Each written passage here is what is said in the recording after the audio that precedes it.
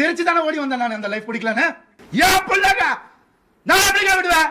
நம்ம நாட்டுல கல்யாணம் முடிஞ்ச 2ல ஒரு ஆண் ஏதோ ஒரு சித்திரவேதையை அனுபவிச்சுட்டு இருக்கதா ICMR ரிப்போர்ட் சொல்லுது. சார் ரவி மோகனுக்கு நடந்த விஷயம் ஒட்டுமொத்த இந்திய ஆண்களோட வலிய வெளிச்சத்துக்கு கொண்டு வந்திருக்கு. நம்ம நாட்டுல குடும்ப வன்முறை சட்டம்னு ஒரு சட்டம் இருக்கு. ஆனா அந்த சட்டத்துக்கு படி வெறும் பெண்கள் மட்டும்தான் அதுல பாதிக்கப்பட்டவளா இருக்க முடியும். ஒரு ஆணுக்கு பாதிப்பு நடந்தா அவனுக்கு பாதுகாப்பு கொடுக்க இந்த நாட்டுல ஒரு சட்டமே இல்ல. இன்னும் சொல்ல போனோம்னா வரதட்சணை கொடுமை சட்டம் 498A தவறா பயன்படுத்தும் போது அவன் மட்டும் இல்ல, அவனோட மொத்த குடும்பமும், ஏன் அவனோட வயசான அப்பா அம்மாவும் ஜெயிலுக்கு போக வேண்டியதா இருக்கு. தப்பே பண்ணலனாலும் 10 வருஷம் கோர்ட்டுக்கும் வீட்டுக்கும் அலைஞ்சி அவனோட வாலிபமே முடிஞ்சிருது. ஒரு பிரச்சனைன்னு வந்தா ஒரு மனுஷன் வெறும் அவனோட பணத்தை மட்டும் இழக்கிறது கிடையாதுங்க. அவன் அவங்களோட அப்பா மட்டும் இருந்து பிரியிறான், அவன் பெத்த பிள்ளையில பார்க்க முடியாம தவிக்கிறான். அது மட்டுமே இல்லாம அவன் வருஷ கணக்கா சேர்த்து வச்ச மரியாதையை இழக்கிறான். ICMR ஆய்வின் படி பாதிக்கும் மேல, அதாவது 51.5% கல்யாணம் முடிஞ்ச ஆண்கள் ஏதோ ஒரு வீட்டுல மன ரீதியாவோ இல்ல உடல் ரீதியாவோ சித்திரவேதப்பட்டு தான் இருக்காங்க. வன்முறைங்கிறது பெண்ணுக்கு நடந்தாலும் தப்புதான், ஆணுக்கு நடந்தாலும் தப்புதான். கொடுமைப்படுத்துறது ஒரு பெண்ணா இருந்தாலும் அவங்க தண்டிக்கப்படணும்,